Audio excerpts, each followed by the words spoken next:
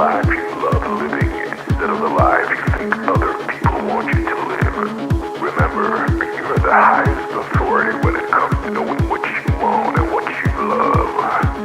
So stop trading yourself for the approval from others. Ladies and gentlemen, weirdos and geeks, please repeat after me. I don't give a fuck.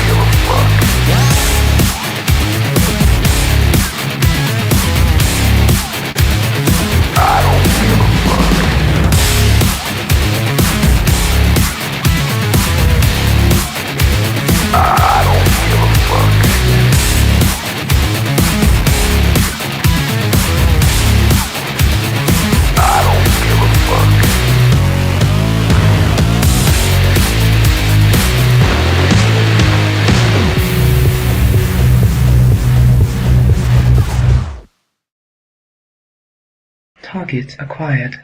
Eagle 1, first strike. You have permission to engage the target.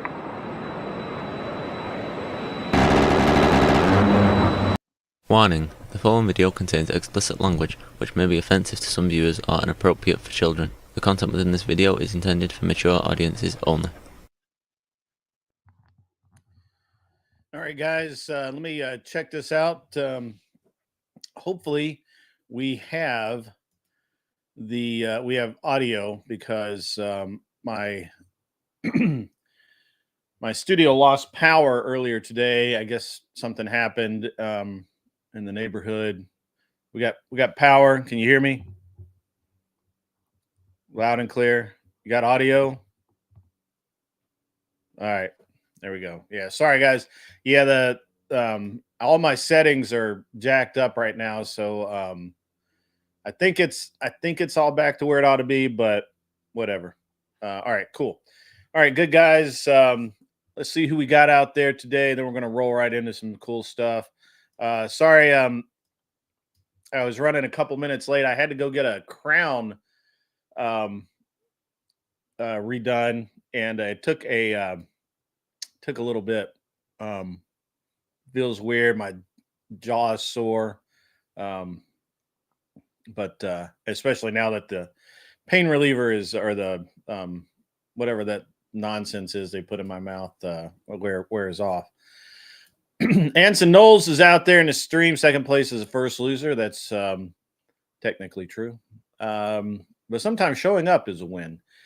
Anson Knowles says that's cheating when you sleep on the lawn all night. That's true. He was out there all night, and he knows it. I know it. We all know that Anson was on my lawn all night. That's okay. Yeah. Played in the grass. Played the grass is lava. That's right. Frank Black, good to see you, sir. Good to see you. Um, that's Jack, if you don't know. Mr. Boulay is gonna be working. He's got things to do. He's a busy man. That's okay. Adam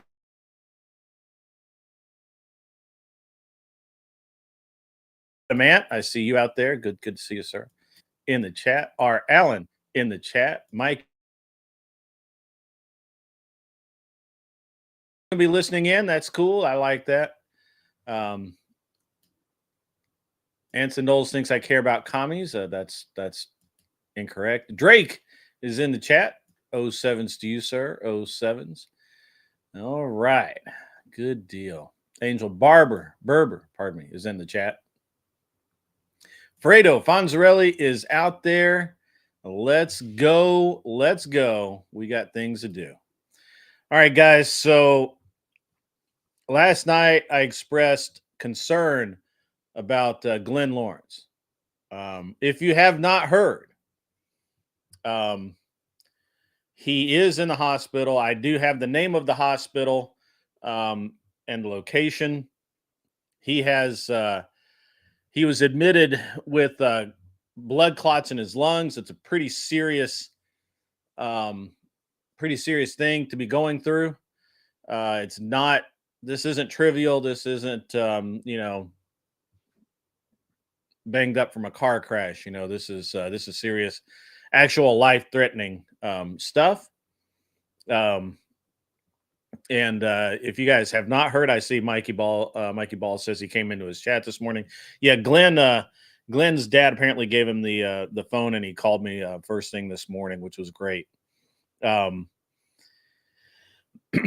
Which was really great, actually. I'm really glad that he's finally able to reach out. He sounded terrible when he talked to me. Michelle, I see you out there. I see you. I wonder if the other Michelle is in the chat today. At the end of the day, I think he's feeling pretty alone. Unfortunately, I'm not in California. I can't go by and hang out with him. I would if I could. I'm trying to get Josie to go by and hang out with Glenn. Hopefully, Glenn's watching this stream now. It'd be great if he was from his hospital room. I don't know that. I don't know that for certain. I don't know how tired he is. I don't know what kind of drugs he's on. He said that he's on blood thinners, and if he recovers from this, he's very likely to be on blood thinners the rest of his life. Which for someone like Glenn, who's a really healthy lad, that's going to be a big deal for him, right? And a lot of athletes have this kind of thing go on in their lives. I actually was talking to somebody from my past the other day that he did a bunch of various athletics. I knew him when he was doing mostly like skateboarding and BMX stuff like we talked about last night, and then he got into go-kart racing and everything else. So he banged himself up pretty good. I think last I heard he was doing motocross or something like that. I don't know, something crazy. And he banged up pretty good. And he's on blood thinners, I think, the rest of his life because of all the clotting and all the operations and everything he's had done. So again, I think for Glenn right now, it's a pretty serious thing. I think he's going through a lot in his life right now. So obviously recovery is the first thing. And then after that, we need to go. Yeah. Yeah. Blood clots do travel. That's true. Yeah.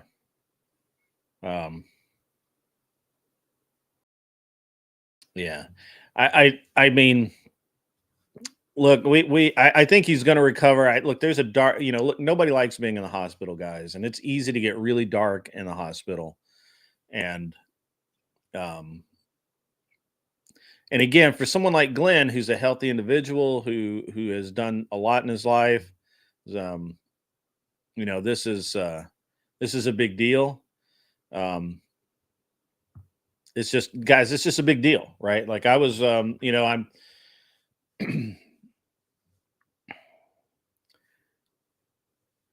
I'm honored, to be honest, that he reached out to me when he in the way that he did originally. And I'm honored that he called me this morning. And then I told him, unfortunately, he wanted me to come to you guys and talk to you. He did. I think he sounded really tired. I told him to go to bed, or obviously he was in bed, but get some rest and recover. Obviously he didn't do that. He decided to let you guys know himself. I was actually in the dentist chair having my getting ready to have my tooth drilled on, or maybe I forget. Maybe I was between um, when they were drilling on my tooth, and not. They had to go pretty deep, so they actually they actually couldn't stop me from bleeding in my gum. So I had to. It took a long time to get that to stop enough for them to be able to make the thing, the crown, the replacement crown. So that was awesome this morning. Guys, so yeah, if you know pray for Glenn, if you like. It's odd to ask for prayers, I think, but in this one case I'll do it. And then I I don't really want to get too deep into this, too down this path. um it's I think he's going to be fine. He just needs our thoughts. He needs us to be good people and do good things. So looks like my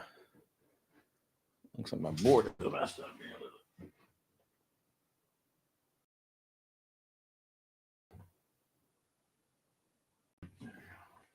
Whoops. Yeah. All right, guys. So what was I going to talk about today? Well, I mean, I was going to talk about a lot of different things, but this is a tough one right now. This was a tough one to think about. Really, anything else, right? Um, yeah, yeah. I mean, Anson, I don't think you're wrong, man. I think that there is some truth, to that. This probably all stems from getting into that accident a couple of months ago. Um, I don't think he really allowed himself time to heal, and he needs to. But yeah, he'll be okay, guys. Glenn's going to be okay. He needs to be okay. We need Glenn in our community. He can't leave just yet. So, but I'm not in LA and I can't go visit him. And I think that what he really needs right now is he needs somebody to go visit him. If you happen to be in California and can do so, maybe go see Glenn. I'm gonna try and get Josie to go see him. They're friends. I'm going to continue to reach out to her and see what we can get done there. And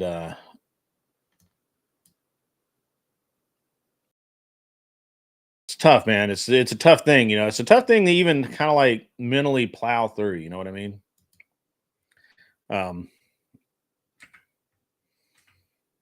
Glenn's been a good dude to me. He's been a good dude to most of you guys. He's a genuine person. It's tough. It's tough to watch. And he's going through a lot right now. The thing is Glenn's really going through a lot. I mean, you guys, I'm not gonna, put his business out in the street. I'm just gonna tell you, Glenn's going through a lot going on. So, anyway.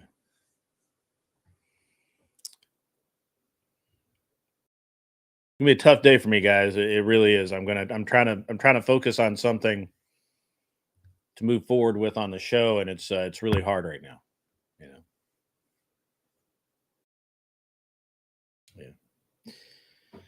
Yeah. Anybody have a subject they'd like to talk about other than Glenn, obviously? Anybody want to come up and hang out for a bit? Just kind of let's move the show along. I don't really have. I had a couple of topics. I'm not sure any of them are appropriate right now, or not. It's not that they're not inappropriate. It's just I don't know that I am in the right mindset to go forward with them. Yeah, I'd like to get Glenn out of California too. Glenn's a good guy, but I mean, look, he's in the movie business. He's. I think part of the problem here, guys, is I think he's been pushing himself really hard. I think he's got some things going on in his private life that are going to be private. I'm going to leave them as private. But I think he's got a lot going on. And I think that the way Glenn deals with that is he throws himself into his work. I think he's been working too much. That's my own opinion. Glenn would disagree with me on that. I don't think he's been sleeping enough. I don't think he let himself heal. He's been doing stunts. He's been working back in the movie industry. That's why he's not been. That's why he's not been online as much. He's been working, editing video. He's been doing clips for various people, including me.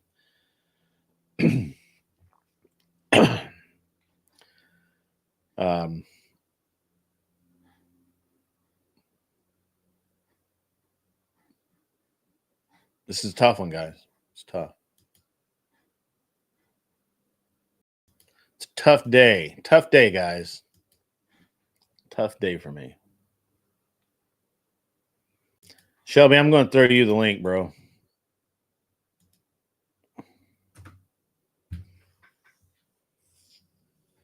Yeah. Somebody come up and talk about something other than Glenn.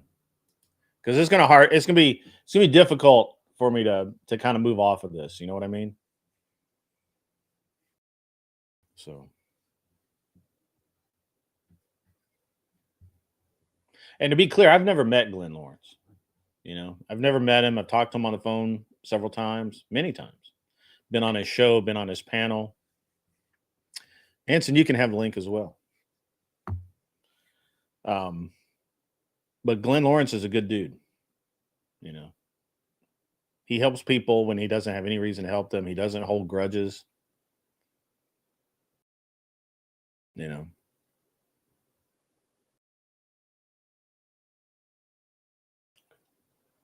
it's fair, Anson. That's fine.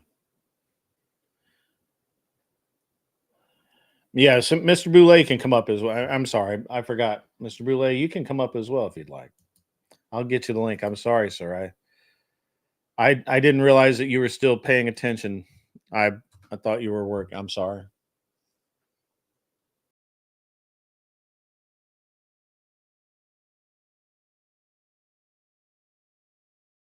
Yeah.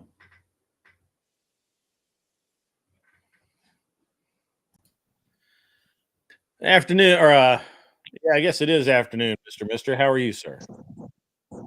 Good. How's it going? It's good. It's good. I like the ZZ Top look you got going on there with the beard and the glasses. That's fitting of you. Fitting for you. It's nice.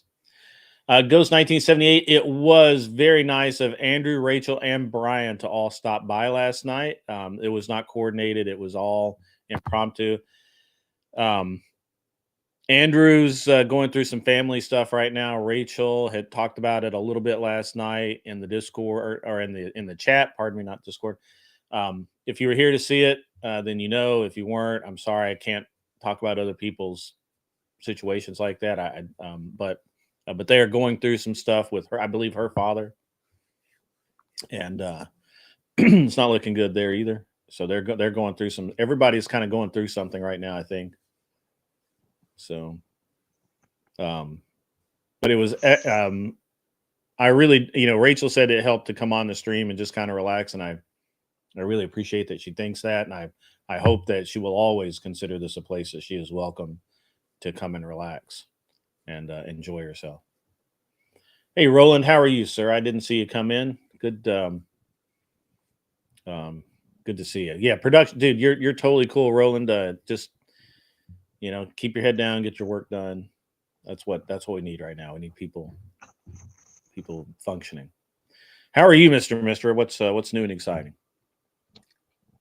Just the usual. Running through the news streams, seeing what's what, and I'd like to get your thoughts on something in particular because Sure, absolutely.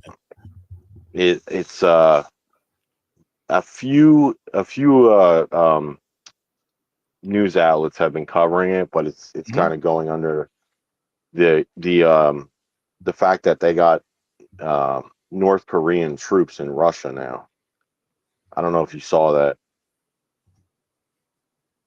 Yeah. I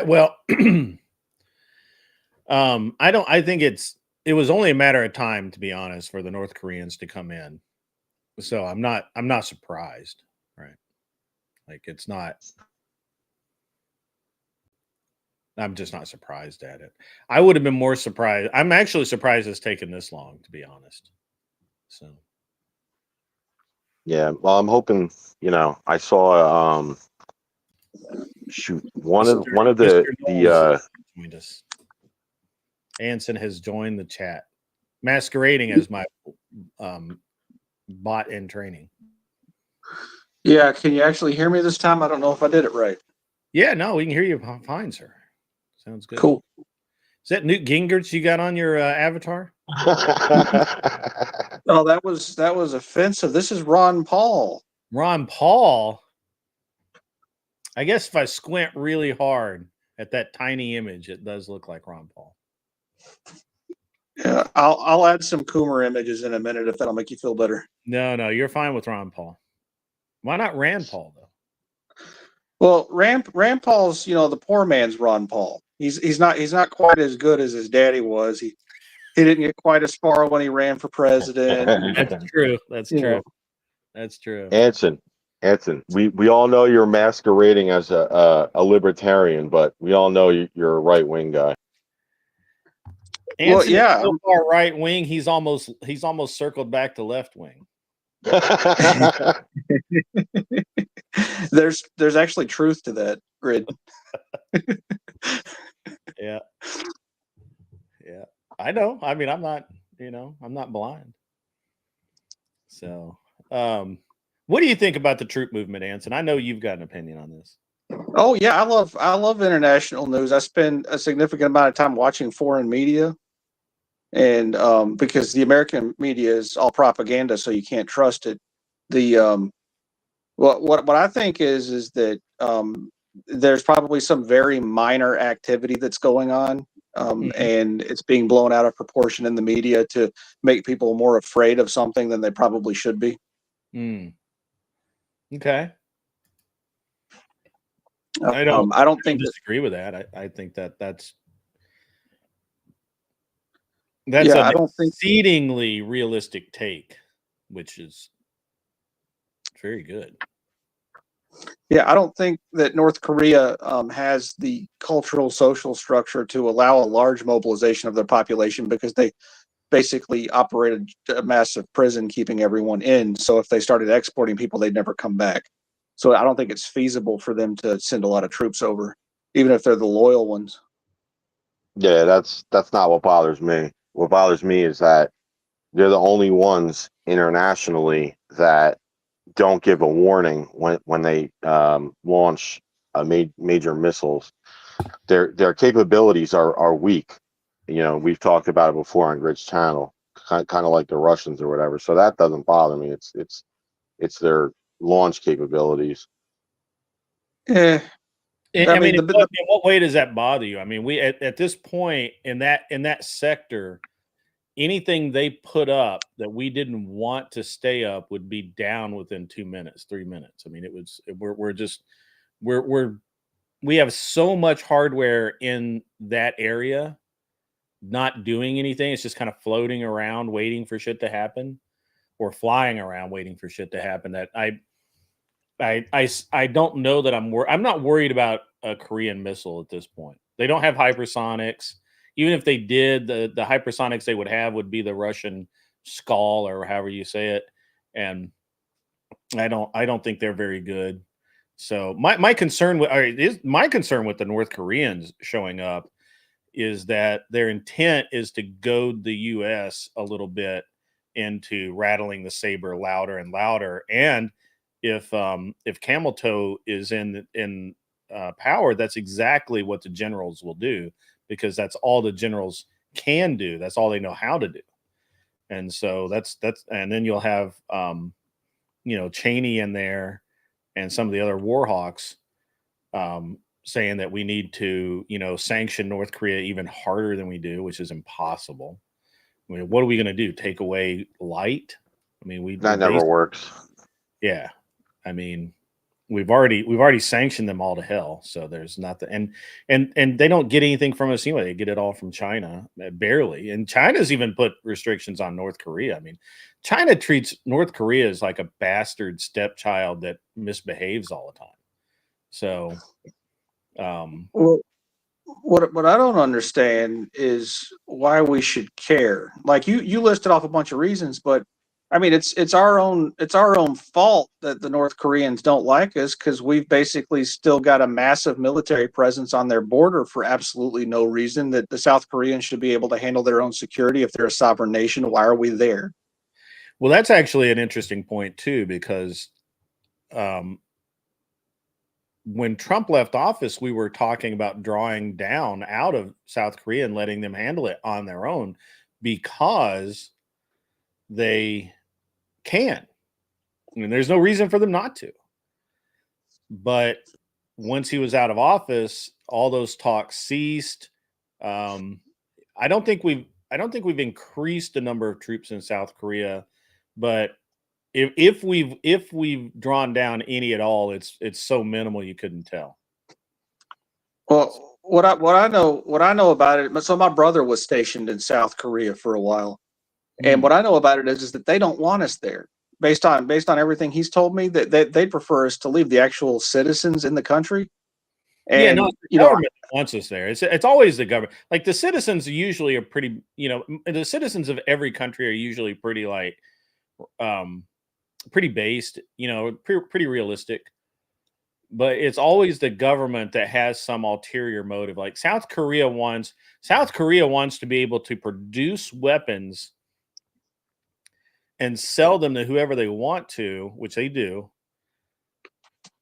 but they don't want to have to use those weapons to defend their own homeland more than they have to. So that they're kind of in this sweet spot where the government sells missiles and radar systems and all kinds of things to Japan, Taiwan, fucking anybody that can pay for it, right? France. But at the end of the day, they could all be using those for their own defense, right? Like I just think it's with the South Korea, we're like a free insurance policy that they don't have to pay for. And why would they get rid of it? Right. Well, it's the same problem we have with NATO. We've propped them up for. We're not free. We actually pay to be there. So we're a customer, but we're also the owner. That's the dumbest thing about NATO I've ever seen. It's crazy. With NATO, we can't even control half of them either. Well, during that, right? I mean, NATO, the way NATO's structured right now, NATO sent troops into where was it? I just saw it. They sent troops into somewhere where they didn't need to. First of all, they're not wanted there. And where is it? Was it Kosovo? Huh? Was it Kosovo? I know that they've been having trouble with the Serbs again there. It might have been Kosovo. I think it was a European country, but I thought it was Greece for some. It doesn't matter. Anyway, they sent troops in. The people are literally like throwing rocks at these troops. Like they're like the citizens do not want UN peace. Oh no! It's Israel. It's the Israelis. So for whatever stupid ass reason, NATO has decided to send NATO forces into areas. Lebanon.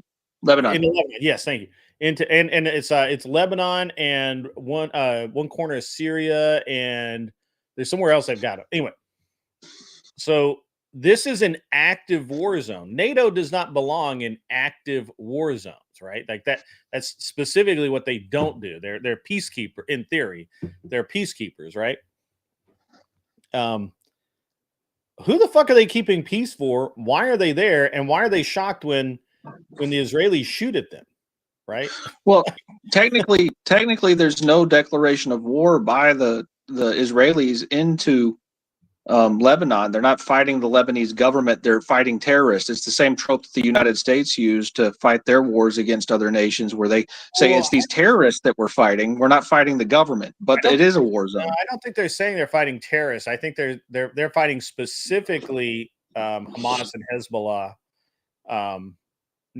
Which both of those, by the way, both Hamas and Hezbollah do not claim to be a terrorist group. They claim to be a nation.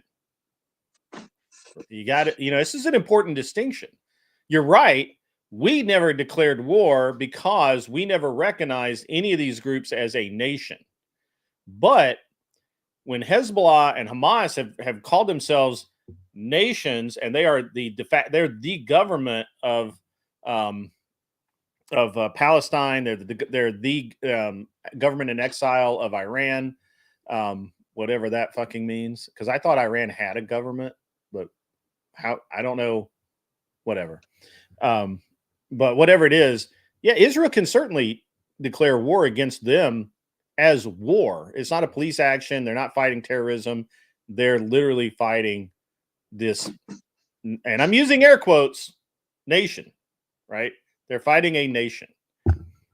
Whether we recognize it as a nation or not has not jack shit to do with it, right? If they declare themselves a nation, then you can go to war. I guess you could go to war with a terrorist group. We went to war with the Barbary Pirates, right?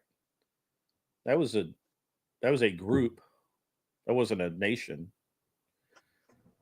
But I think but at any rate, as far as the Israelis are concerned, they're fighting a war. They're not fighting a terrorist action. It's not a peacekeeping mission. It's not any of that. It is fucking war. So I don't know. I saw a story today. We had someone from the administration was in Israel, and they had a rocket launched at the it was intercepted, but it was launched at that person's hotel. I can't remember who it was. Like, I just saw it about 10 minutes ago. The problem with all of these groups is they keep going after the Israel. One minute they cry, "Oh, the Israelis are shooting at us," and the next minute they're launching drone strikes at hotels in Israel. Right. So you remember the victory dance you were doing a few days ago about the Houthis and the B-2 bombing? It wasn't a victory dance. I just thought it was awesome that we finally got those B-2s out of mothballs and put them to work. Well, they didn't do very much, because there's still news since then of the Houthis successfully attacking ships. So this is an interesting mental exercise. When you have a group of morons that insist on shooting at ships passing by just because, right? And they whatever reason they give, whether it's they're at war or whatever. How do you get rid of them? I mean, obviously we did B-2 bombing strikes. That was just, honestly, I think that was just because those guys needed a few hours, to stay current. And again, we don't get to use the B-2s very often. So I think that's, yeah. Right. Right, Jack. They're not just attacking, they're actually sinking ships. So, or attempting to. They're not hijacking either. They're not technically pirates. So this is an act of actual war and not piracy. So how do we do that? should the U.S. pressure the UN into sending in a coalition force of, say, French, German, English, whatever, a coalition force. Well, we And get a just bunch of Yeah. libtards with red armpit hair. Sinking ships. We give them weapons and we send them in, and then we just let them coom out. I think we do what they did in the Barbary Pirates, put a price on their heads. And Yeah, then, bills of detainer are very effective, Grid. You are correct, and that's what we should have done with instead of invading all those nations after 9/11. We should have just done that with all of the people who were responsible for knocking down the bring towers. me the head of Slim Salabim. Are they really just sinking British ships? Is that true? Can somebody back that? That's not true. Most of the ships in the sea are run by like the Philippines. There's a lot of Well, the people shipping from those company is nations. mostly located in Switzerland and Sweden and places like that, Yeah. cold places. But the people on the ships are Filipino usually. That's true. A lot of island folk from various islands, Haitian, Filipino. What the fuck are those other little islands? What's the West End? It's not the West Indies anymore. It's, what is it? It doesn't matter. Yeah. It's an interesting dynamic, right? I do. I think the easiest thing to do is to send in observers, get pictures, get photographs, ID these guys, and then just put a bounty on their head so high their own mothers will turn them in. So. Well, that would work if they weren't living in a war-torn region that had been attacked for over a decade now by the Saudi Arabians, who were funded by the United States. They have a generational hate of the United States and the power structure that exists. So you'd have to. Have we actually been funding the Saudis? Oh yeah, we've been supporting we've been sending them weapons and all kinds of stuff over there so that they could attack the Houthis. Weapons, but my understanding is that they bought weapons from us. We're not giving them anything. Yeah. Okay, you're right. So that's really a distinction. But in terms of, it's an important. In terms of, well, no. So we've had to make votes in our Congress authorizing sending weapons over to Saudi Arabia in order to have them used to be. We do the same thing with anytime we send a weapon, anytime we send an arsenal weapon somewhere, there has to be like approval. I think that's actually a law. It has to be approved by Congress to sell weapons to other nations. I think that's a law. Right. Actually, that's not true. Biden sent $250 billion without Congress approval to Ukraine. He's been doing it under the radar for the last 2 years. Look, Burisma Biden is just going to do Burisma shit. Okay. Got to get his 10% for the big guy. But from the perspective of the Houthis, who had legitimate control of the government for a period of time, to have been beaten down to just a regional power on the west side of the nation, they have a legitimate grievance against the United States for having supported the basic destruction of who they are, and they've actually thrived over the 10 years that the Saudis were. If we're selling weapons to a nation, how does that make us responsible? Our Congress is voting to support the war effort by sending them weapons. That's what it is. I disagree with that. And I'll tell you why. I'll explain why. Because for generations now, like 2 or 3 generations, the Saudis have,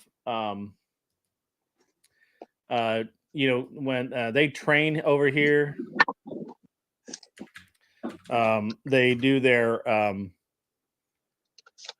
They do their, so they get their a lot of their flight flight instructors get training here. Now they pay for it, right? And they'll send their people over to do exercises over here with military but other nations do the same thing. It's not like we're specifically supporting the Saudis. Now, I would agree that it seems like we have some weird or the Saudis have some weird relationship with the West, and it's not just U.S. They do the same thing with Britain. They do the same thing with other Western countries, and Saudi seems to walk this edge, which I think is why they fight so many other Arab nations. They seem to walk this edge where they're on the one side, they want to be traditional, and they'll wear the they'll wear the garb, they'll wear the robes, they'll wear the all the trappings. But the next time you see them, they're in a business suit, right? And this has always been very interesting to me, that the Saudis seem very interesting because of the way they do things. They're not doing things like Iran does. And to put this in perspective, at one point in time in history, Iran, Iraq, Palestine, Afghanistan, these were all burgeoning countries that had great economies, terrific trade routes, terrific exports, and it all went to shit. And the Saudis are the ones that seem to walk this rope line of being able to work with the West and maintain this weird existence. And by West, I mean I'm not talking about just the U.S. I'm talking about a bunch of different countries, but especially the U.S. So and Iran and Iraq can't or choose not to, and they end up fighting each other, and that's one of the reasons why it seems like they never seem to have the ability to have peace or anything else over there. And it's a really weird dynamic. And I know, I mean, we used to send Iraq. We used to flight train their officers. We used to have people here, right? Like it was all like we were all cool, and then we weren't, and then we haven't been for a long time. And the Saudis are so interesting to look at because they pick fights with everybody, but nobody really comes after them. You know what I mean? So, and it's not because they have all the oil, because truly they lead OPEC, but a lot of the stuff they sell comes out of Iran, Iraq, Afghanistan, Kurdistan, all of these stands. It's just like Saudi's almost like they're the king and everybody else are the vassals. It's just the way it seems to me. I could be wrong. Educate me. I'm very interested in this because it's always been an interesting dynamic to me. Yeah. So in terms of historically speaking, there's the rivalry between Iran and Saudi Arabia because they're rivaling factions of the same religion. It's a religious distinction between the regions. That's all that is. And the Sunnis compared to the Shiites and all the other ones. I don't know the demography or fully understand all of the international relations within the Mideast to be able to add some more context to that. But I do know. I'm shocked if you did. Like if you did, you could make millions of dollars, brother. Like nobody understands that shit. Yeah, no. But and specifically in the case of Yemen, like we were talking about in the Houthis, so we did more than just send them weapons, Grid. We provided logistical support. We had our own military doing things like flying midair refueling missions for the Saudis while they were bombing Yemen. It wasn't just simple send them weapons. There was a whole lot of U.S. involvement. We weren't pulling the trigger. Yeah, I mean, I don't know that I have a like a massive issue with it with the Saudis or helping the Saudis. No, I I think don't. it depends on. But again, it's a weird dynamic. I don't have a massive problem with it, but I also don't have. I'm not massively for it either. I don't believe that we should, right? Because in my opinion, when we deal with the Saudis, especially, we're dealing with them like we're mercenaries. It's a very mercenary transaction, if that makes sense. Well, yeah, but it entangles us in their regional squabble. Mm-hmm. Yeah, but they don't like us anyway. They haven't liked us for decades or maybe longer. So I mean, okay, a lot of the policies that you know that they're dealing with regarding the West, it changes constantly. So there's no real consistency. yeah, You know, you want peace with them, and then all of a sudden we don't, and then all of a sudden we're backing these people, and then all of a sudden we're not, and then all of a sudden Biden decides in a debt ceiling bill he wants to give fighter jets to Turkey, which is wild to me considering how, you know, you look at allies in the region, like loyal ones, and you go, okay, we're going to give them fighter jets. Like, well, they're in NATO. Turkey's in NATO. They're an ally. You can't not sell them to them. Yeah, but they're also led by an absolute nut job. Well, again, that's a problem with NATO, man. That's a problem with NATO. Although I will say that I will say that we're selling F-35s to anybody that'll buy them. Literally, like Japan. I think Japan's bought some. I wouldn't be surprised if Taiwan's negotiating a deal to buy some. We'll literally sell F-35s to anybody that wants them. And I think it's because we're getting ready to come out with a 6th generation strike fighter, and once that happens, all bets are off. You know, so yeah. I mean, NATO was a bad idea to start with. It hasn't gotten any better. It is consistently actually getting worse. And I don't know what more could be said. You know, I mean, it's just crazy, right? On a small example, like would you give, who's our greatest enemy? That's like, you want to sell them stuff? That's what my point is. Turkey's our greatest enemy. No, I agree. But what I'm saying is, it's like borderline, you know what I mean? So I don't know. I mean, this is a problem with NATO. This is a problem with trying to be the world police. This is a problem with all of it, right? I mean, it's just nuts. It's just nuts. I don't think that we should. I mean, obviously selling people our old stuff is fine, right? Like, okay, have an F-35, have 10, they're fine. I think that's cool because we already have the thing that supersedes it, and the F-22 will shoot it down. And there's literally a congressional moratorium on selling the F-22 to anybody.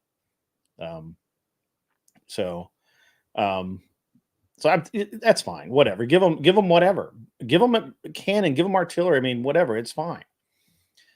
The problem I have, my problem with the UN is deeper in that we are required to send men to material whether we want to or not, and I have a real problem with that.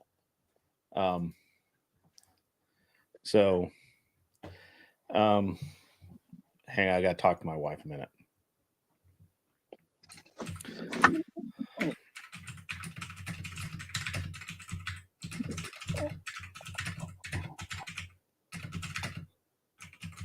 Yeah. All I'm saying, just we should be giving allies, stuff, not people that are questionable. That's all I'm saying. No, I agree with that. Alternatively, I was going to say, or alternatively, we could just stop, sending weapons all over the place and, stop causing these massive conflicts of interest that cause additional war to be waged later on. I mean, that would probably be actually the smarter thing to do instead of entangling ourselves in all these other nations through our weapon sales and through our logistical support and through our endorsement via congressional votes and other means. It would just make more sense if we just brought our troops home and put them on the southern border and put them to work. Yeah, no, I think that's valid. I don't know why we send troops all over the place. I mean, we just seem to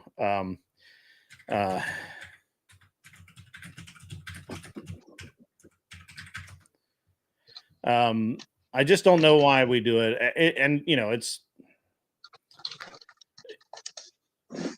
seems like we're just going to continue it. I think the North Korea thing is just kind of weird anyway. I don't get the point of North Korea sending any troops because first of all, there's like a really high likelihood of desertion, like ridiculously high, right? Well, I saw a story this week actually, and this is what my point is with all this is that okay, so the report said Zelensky said that if he wasn't going to be accepted, and I mean, I don't know if they're getting desperate or whatever, but he was like, oh, if they don't get accepted into NATO, then they're gonna nuke, they're gonna obtain nukes. It's probably BS, but that's what he said anyway. Mm-hmm. Well, in terms of the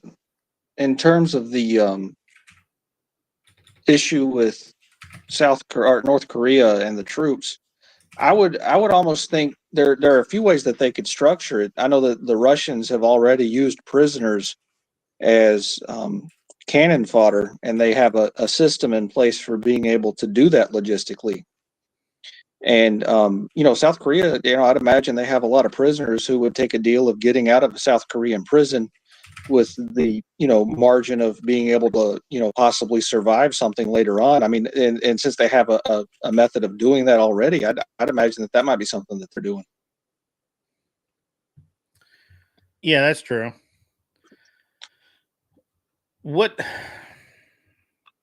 Sorry, I'm distracted. I got a lot going on. Yeah, sorry guys, I'm tappity tapping. I've got a lot going on today. It's just one of those days. We'll figure it out. It's fine. Tomato, do you want to come up and we can kind of change subjects away from all the political war stuff? Oh, let's talk about cooming. Yeah, we can talk about cooming. Lesbians with armpit hair. Sorry? Lesbians with red armpit hair. We do not need to talk about lesbians with red armpit hair.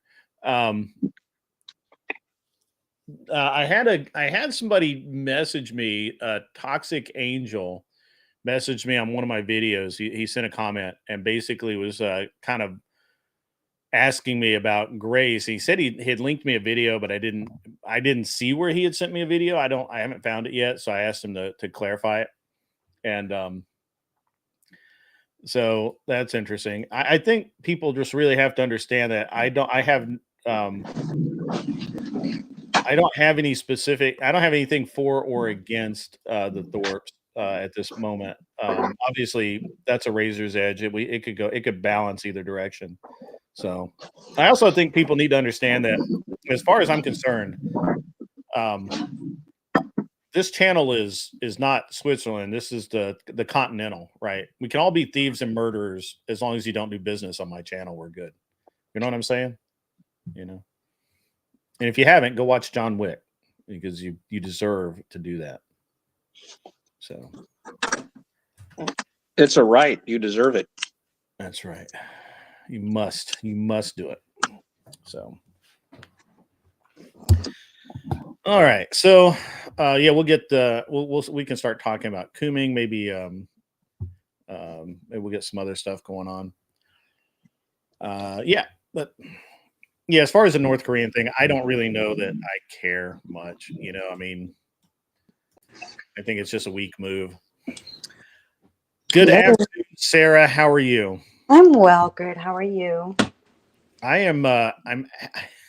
If I seem a little short today, I've had my jaw drilled on for the last couple hours. I lost a cap or whatever crown, whatever they call it.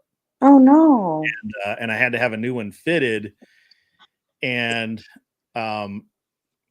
they and I'd already had a root canal on it too, so that part wasn't a big deal. But they went really deep into the gum line, and it's been it didn't want to stop bleeding. It took a long time for them to get it to stop bleeding, and then of course the all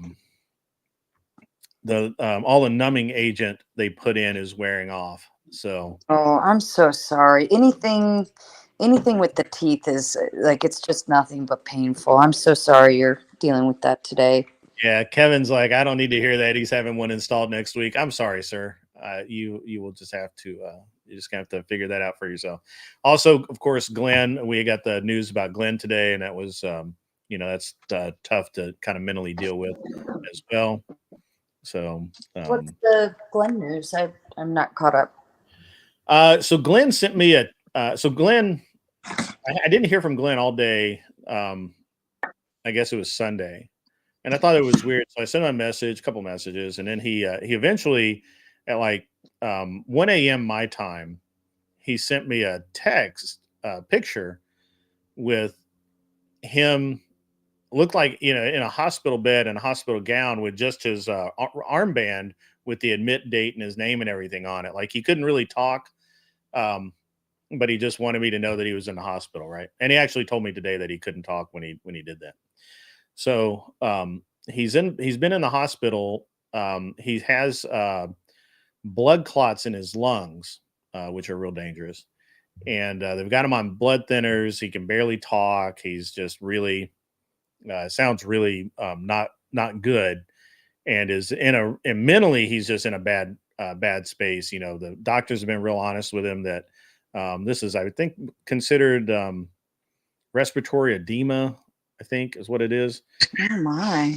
And so that's, with the blood clots can go anywhere. They can go from the lungs to the heart, depending on how much damage they do to the lungs. That's bad. There's a lot of bad that is a lot of bad potential here. How do you how does that even? Well, I don't know, and Glenn and I didn't have long enough to talk about it. Mm-hmm. Because I was in a chair about to get drilled on. Mm-hmm. So he literally called me while I was at the dentist. Poor thing. So I didn't have a lot of time to talk to him, but it seems like that it was probably he had some clotting in his knee was injured in the accident a few weeks ago. And or I mean there's other things too. I mean there's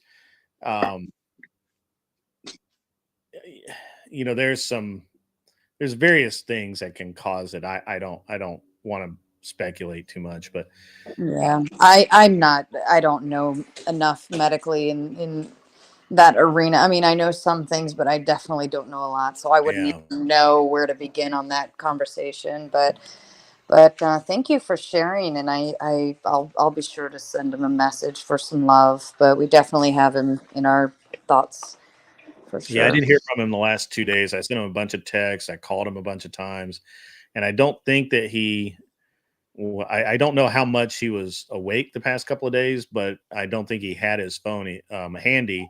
And today, when his dad was there, he had his dad give him his phone from wherever it was, and so. And Glenn's going through a lot right now. I know that he's not going to want me to. Yeah. He's not going to want me to talk about it, but he's really going through a lot. So he needs a lot of goodwill right now. So. Yeah, this is definitely not something to add on. My goodness, that poor thing. Well, yeah, we'll be sure to spread the word and hope that we can, get some love sent his way, and we're thinking of him for sure. Yeah, I really wanted to have him. I really wanted to get somebody to go visit him. Mm-hmm. Josie's out in that area. I'm trying to get a hold of her to see if she can just run by the hospital and just, hang out with him for a little bit. Yeah. Obviously, I'm nowhere near Yeah, I'm completely opposite side too. Yeah. So, but we all know how that is, right? Like it really helps when you have somebody. Oh, for sure. We all, I mean, well, to a degree, right? Like if a Yeah. bunch of people keep coming Yeah. in, then it actually Yeah. becomes a nuisance. I know Yeah. every time I've been in the hospital, I'm like, thank God, like peace for 3 days. Nobody talked to me. Well, there is that. I think Glenn's wife is in. It's somewhere in the Northeast. I think it's Seattle, Portland, somewhere like that.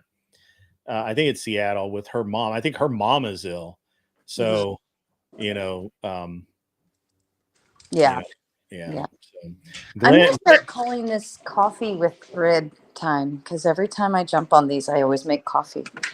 well, at least you're not in the bubble bath this time. So That this just, well, bubble baths are for the evening streams that I evening jump stream. on. Yeah. You Um, know, you don't have to wait until the evening to do a bubble bath. They're good with coffee too. and come in right out of the gate and make it weird. Um, I can count on Anson Knowles for several things, and one of them is he's going to make it weird. So, Well, it's YouTube. Like, what isn't weird over here? If you yeah, gave me something normal to work off of, I'd think you were weird for being yeah. normal. Did you catch? Well, you were on the stream yesterday with Grace. What did you think about that? I think she's on to something. I think she just needs to. I mean, that was the only part that I caught. Like, I was Mm. scrolling through the feed and I saw you were on there, and I was like, oh, let me go tune in and see what's up with Grid. Yeah, But I've been in a lot of weird places lately. I was on Flow States. I know you're not normally a panel surfer. What's up, Grid? You getting around? You know, I have been encouraged to do a little bit more panel surfing than I normally do. Yeah, it's good. I think it's great for not only exposure for yourself, but I think it's also helpful to other panels, right? To other channels who we visit, and we offer and contribute to their show as well. I know plenty of people show up on mine, so I try to be able to give back. Um, but yeah, I think I think she's onto an idea. I understand the direction she's going. This isn't the first time I've heard somebody mention how they want a formal debate style. Hmm. But I think the prize thing, like, I think she should give that one especially some more thought. And there needs to Artie, she's flipping her bowl. My little fatty wants to eat. Did you get the lid off the dog food? You turd. Sorry. But I think that she needs to add some type of entertainment key in there, Hmm. and remove the prize thing, because unless your channel is making, I think if anything it should be a like a percentage or Yeah, a pot or something, I but definitely also think she's ahead of herself. I definitely think that, and the way that she's thinking about it is not in a bit. The what I got out of it. I'm sorry, I didn't mean to really cut you off there, but oh, I just yours okay. before I forget about this, Mhm. the way that I look at, or the way that I would look at it is from a business point of view, and for me, that realistically means that you're going to if you can't give somebody value for their dollar, they're not going to show up, right? So you have to have a proven product, and you really have to beyond just having a proven product, you really have to have a you have to have a way that makes sense for people to want to be part of it. And Right. until you're big enough to do that, you're not going to go in day one and do it. Although an argument can be made that if you built a foundation before you ever launched, and you build it as this is going to be the coolest thing, and you had backers where you could afford to make it enticing for larger streamers to come on, you could launch like a lot of channels do, and basically in a week have 100,000 subs. Like that does happen. I'm not saying Yeah, it didn't happen. I I'm think just saying that let there's, it there's evolve naturally. Like Mod Monday evolved naturally. Mhm. And my key component is you can restream this to your your channel as well, right? Yeah. So if they are monetized, they have potential to get super chats on their end, and they're exposing, you know, their content to their people, right? So they're getting the views and credits for it. And then they're also, if everybody restreams, now they're exposing themselves 4 times, not only on mine, but whoever else is linked up as well. So what I offer is the exposure factor and the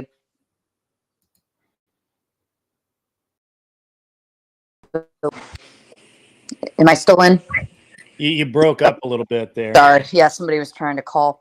They can wait. I'm talking to Greg. They can totally wait right now. It's probably not nearly as important as me. It's probably not. You know how many spam calls I get in a day, but yeah, I think that the key, you know, like what I offer is just that ability to meet new people. And then especially if you join the hot seat, like there's a lot of incentive for the hot seat, because now you're able to kind of give me like that. I look at as an audition, you know. If you get the hot seat and you like are combative and do really well with your tactics, like I'm always like I want them for another one, you know. So I offer that ability in so many directions, and I give people the opportunity to come play. And then if you didn't get to come play during that session, then there's the open panel dumpster fire, you know. So I think offering, like, you have to be able to offer something back, and that's what I offer. And I don't think it always has to be money necessarily, like a cash prize. You know, you could just declare them the winner in this instance, and then they can be a returning champion, you know, the next round. So there's a lot. I think she has a great idea. She just needs to really sit and process it and try, you know, try some test runs of different things, and let it naturally roll in however it needs to roll in. Yeah, I think I think the biggest part, I mean, for her, it's probably not that bad, right? Like, and I don't know if you heard last night. My thing with Grace is and Ben is that when they leaned into the idea that of the degeneracy they were accused of, and Mm-hmm. you know, which I mean, I don't know that it could have gone any better, because even if you denied it, people, you know, we know how people are. Mm-hmm. But by leaning into it, I was asked last night, why do I think that they're trying to come back, you know, more normal-ish now? And I my point of view, and I could be wrong because I have not been friends with them. I don't know them. I don't study them. I'm not a member of their sphere, so to speak. But my observation is that they've gone as far with the degeneracy as they're prepared to go, Mm-hmm. because they're butting the line of being of, you know, kind of feigning degeneracy. The next step is to actually be degenerate, and they don't want to do it, right? Right. And so now they've either got to step over that line, or they have to come back the other way. And I think that they, you know, obviously I don't think that they want to be considered degenerate. I don't know that. I mean, they could be, or Mm-hmm. maybe they are truly not degenerate. And, you know, looking like a degenerate on YouTube is one thing. Actually doing things that are degenerate is another. Right. And Well, they've lolcow, and it's no insult to them, right? It's just the sure, genre they've found themselves into, and they've they kind of capitalized. moved there on their own. Let's not be. I'm going to presume innocence until proven guilty, but they've, you know, capitalized on the lolcow aesthetic for, you know, I think all of this time. I mean, since I've met them, it's always been like unhinged, like watching a car crash kind of concept. Um, and Same. there's nothing wrong with that, but you can't top it. Just like you were saying, like, you know, you either need to push go, and go further, or you need to find a new direction. And I think Grace maybe wants to be taken more seriously. And I think she has it in her. She just doesn't know how to find that foundation Yeah. for it. You know, she gets trapped in the like. I mean, even when she was on my panel, like she still couldn't help herself but to, you know, when we're having a serious conversation, try to. It's like Michael from The Office with the "that's what she said" stuff. Like you can't help yourself. Yeah. You know, like it's a maturity level, and it's, you know, a very different world of knowing the right time, right place, read the room Sure. kind of concept. And but she's just so used to like, how can I make this clickbaity, you know? So, and that's Yeah. no insult to her. She's really good at it, and I won't shame her for it. I think that that is a piece that you either know Yeah, how to but I do it or think you that don't. it's run its course. I think that It they're not has. getting, I think the super chats aren't coming in. The money's not there. You know, I think that Ben's feeling Ben, I think he's feeling some pressure to be able to go out and kind of hunt and earn his keep, you know, and the way he envisions himself doing that is by being a good debater and providing an entertainment service. Mhm. And I think that I think delving into the drama side was not a good. First of all, I don't think that's ever a great plan, Mhm. but certainly I think it's again it's run its course unless they're prepared to take that next step and actually Right. really be drama. And and I don't know. I mean, from a business point of view, it kind of makes sense to me. Um, the problem I would have is that, as you have aptly pointed out, Grace doesn't seem mature enough to do it. Right. Right. And again, that's no, I was not mature at 21, 22 either. Sure. Right. I was a total idiot. So I won't hold her to a standard Right. that even I couldn't Where fulfill. Ben should come in. Ben should come in and be like, "Hey, this is what we want to do. I'm going to admit Well, up front that I'm the guy in the background, kind of, the, but and the he should be." Go ahead. problem is that they have killed so many connections to where they're banned across the board from so many Hmm. channels and nobody will accept them.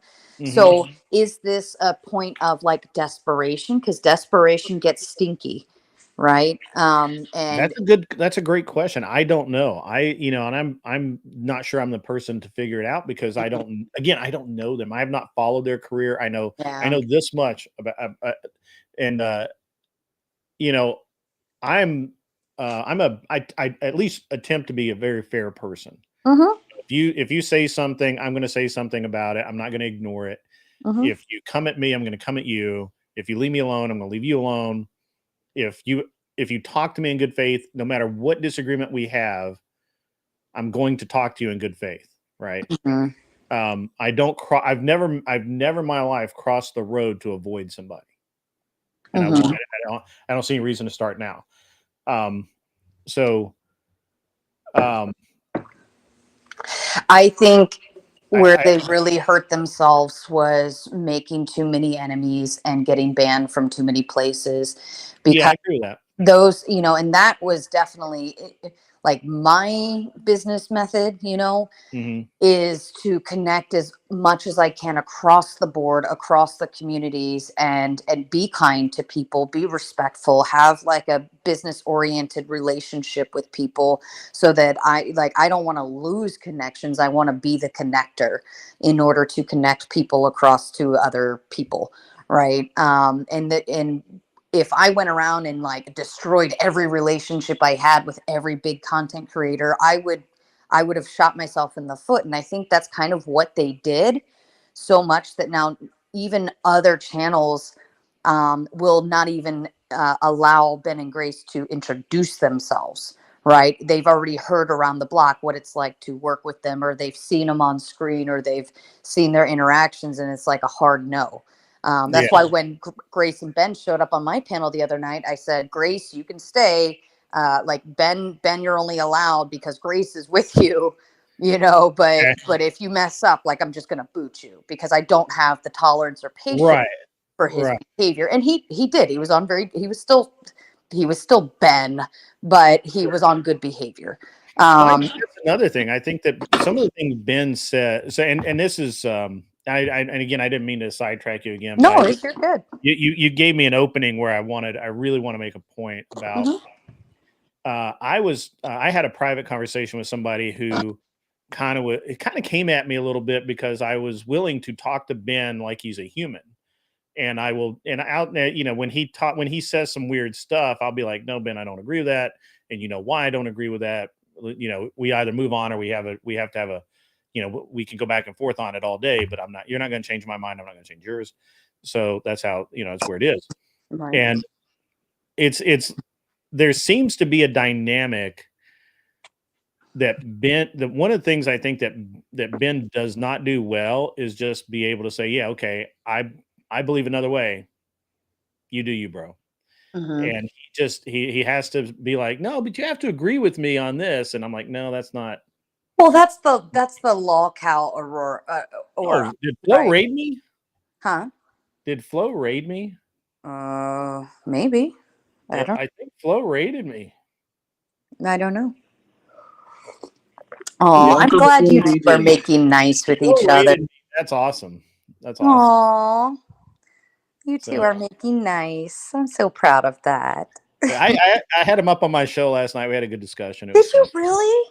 Yeah. Oh, that hold makes me grudge- happy. Look, Sarah, here's the thing.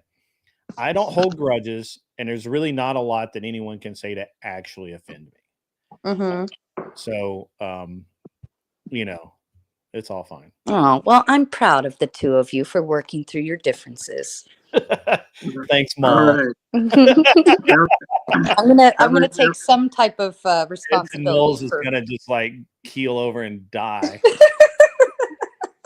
I am. So what I'm going to say is that all the DGens in from Flow State need to hit that like button, Absolutely. smash the like button. They need to do that, and they need to subscribe to this an Unreasonable Man channel and send in super chats because Sure. Grit is funny sometimes.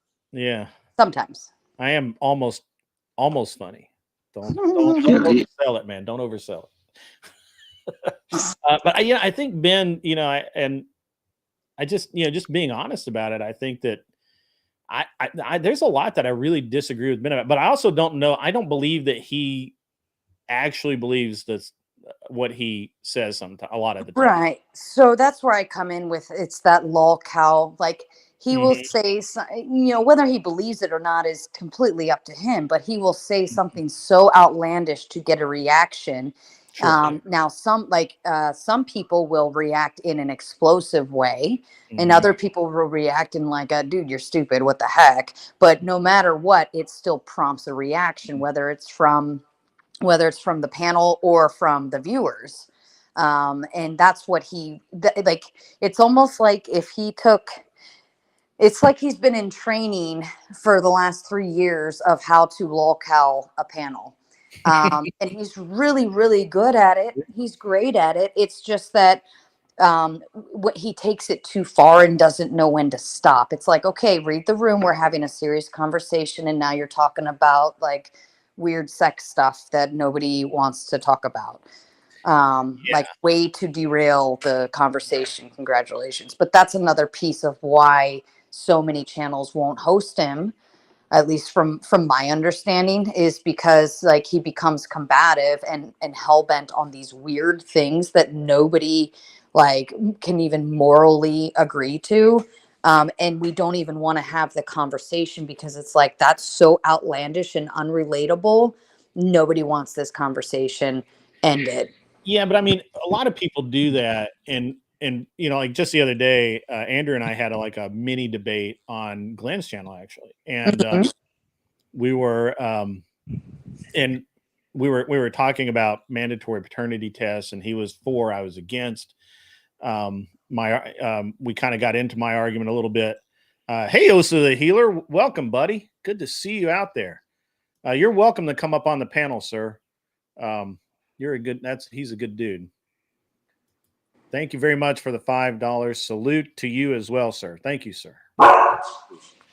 So Sarah, one of the things that Andrew said was, obviously, you have to use extremisms sometimes, and he's like, so you would not disagree if incest was legal above for adults, for adult father and daughter. And I'm like, I can't argue whether if it's legal, it's legal. That's not an argument I can make. And he said, but it's banned in every state. And I'm like, no, it's not. There are 2 states that allow it currently. Ew, is one of them West Virginia? No, one of them I think is Maryland, and the other one is Rhode Island. Maryland? I think Maryland, if you're over 21, incest is perfectly legal. That's disgusting. I'm leaving this state. I can't Make support sure that. it is, but it is.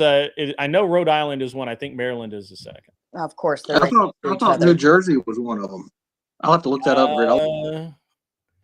New Jersey is so Italian. New Jersey I doubt could that be. Yeah, New Jersey could be. Jersey's like so Italian though, like that shit wouldn't even fly. Because everybody up there is maybe they had the rule because maybe they accidentally. I don't know. I don't understand I don't know the rationale behind it. That's gross. I can't make the argument for it, but I can't make the argument that it should be compulsory if whatever. Yeah, So I could understand if you didn't know, but if you know, why? Ooh, oh. well, he makes the argument a lot of times if a brother and a sister wanted to. He makes this argument a lot of times. I forget what example he uses it for, but it's a good argument. If a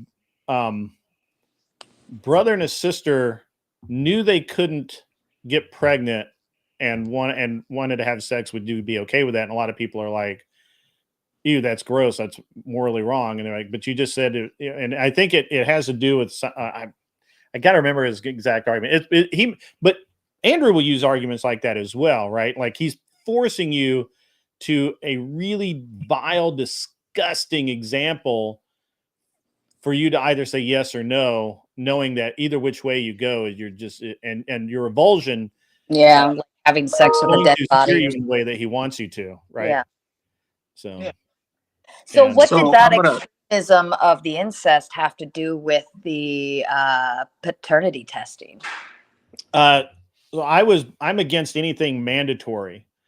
And he said, so you would be against it being mandatory that fathers and daughters couldn't, or mothers and daughters, right? Whatever, couldn't have sex. And I'm like, I would not be it's not mandatory. He's like, but it's mandatory in all the states. And you agree with that? You would agree with that, right? And I'm like, no, I don't believe it should be mandatory. I think it's gross, but I don't think that the law has any place there.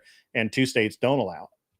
Or don't prevent it. So I just looked it up. Grid. You are correct. Sort of. So you're correct with Rhode Island. It's do whatever you want if you're an adult. You just can't get married. And then Correct. with Maryland, it's all right just so long as it's not considered vaginal intercourse. So you can do other stuff. Gross. That stuff. Gross. Yeah. I'm disgusted. Absolutely disappointed in this. You wanted Coomer's stuff, Anson. That's not even right. Look, I know I'm part of like the DGen crew according to everyone else, but like, come on now. I'm looking pretty freaking normal right now. Yeah. But it's an interesting argument, right? Like you're immediate. I'm still not understanding why that's related to the paternity testing. Like what? Before we even got to the paternity testing, it was that my big objection is that the word is mandatory, like it's compulsory that that you have to do it. Oh, I see. Well, I mean, but mandatory is you're forcing something upon people that doesn't necessarily have to be forced, right? Mm-hmm. Laws and regulations, like in order to get a marriage certificate, you're asking for permission. You are utilizing your right to request something, right? Mm-hmm. Whereas a mandatory paternity test is them telling you have to do something against your will. So I think that that's a little different because even in incest, if a brother and sister said we want to get married, you're still asking, but you're not being forced. right? What they're saying is you're asking for permission, and we're just saying no. We're not going to allow it, but we're not going to stop you from doing whatever you want outside of that. Whereas mandatory is you're pushing something onto something. So I understand the argument, but I still feel like the semantics behind that, if you look at mandatory versus like requesting for a certificate, are still two different things. Yeah. So, and it, here we're talking, Ghost 1978 makes a good point. They force you to pay taxes. Actually, they don't. You are required, but they can't physically force you to pay. They will eventually take you to court, and you'll lose your freedom and all sorts of things. Oh no, they'll just garnish your wages. Or garnish your wages. Yeah. So at any point, at any rate, it's not really.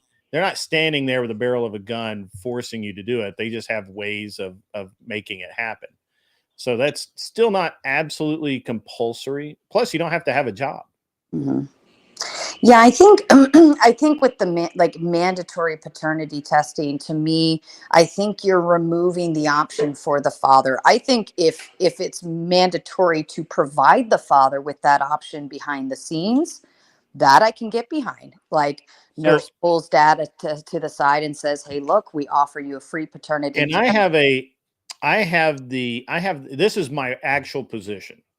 I'm in total agreement that a child's DNA should be taken just like a blood sample at birth, because modern medicine is moving into genetics more and more for treatment options, and bio matching drugs, all kinds of genetic markers can as they become more and more prevalent, it becomes more and more useful for people to understand your genetics, right? So that's personal information, Grid. Yeah, why would you I want to wouldn't give that? that. Why would you want to give that to the state? I said I can kind of get behind that just for the medical point of it, just like your blood type is known, just like there are other things that are recorded, stem cell therapy, that kind of thing. But that would go in your private medical file for the child. Private. Right? Come on now. Yeah, they're not private. I understand the sentiments. I understand the sentiments. So I can get behind that's as far as I can go with it. To take the information and then run it against the father's DNA and then give him that, whether he wants it or not, to me, that's weird to me, right? Like if the dad's now, but I also believe that it should be the laws should be structured so that if a man has any desire for a paternity test, then he's able to do that with because in some states, and this all comes to, so like in my state, it's no big deal. You want a paternity test, you just take your kid down and get a paternity test. It doesn't matter. Even if you don't have physical, Andrew's other argument was if you don't have physical custody, like if a man is deployed, his wife divorces him while he's out of the country, which technically can't actually happen, kind of can happen, but not really. And she has custody and is able to prevent that paternity test. That was his argument. I don't know that it would take a very strange set of circumstances for that to be able to happen. I'm not saying it couldn't. I just think that it'd be a very strange set of circumstances for it to be able to happen. But there are states like California and Colorado where, Sarah, if you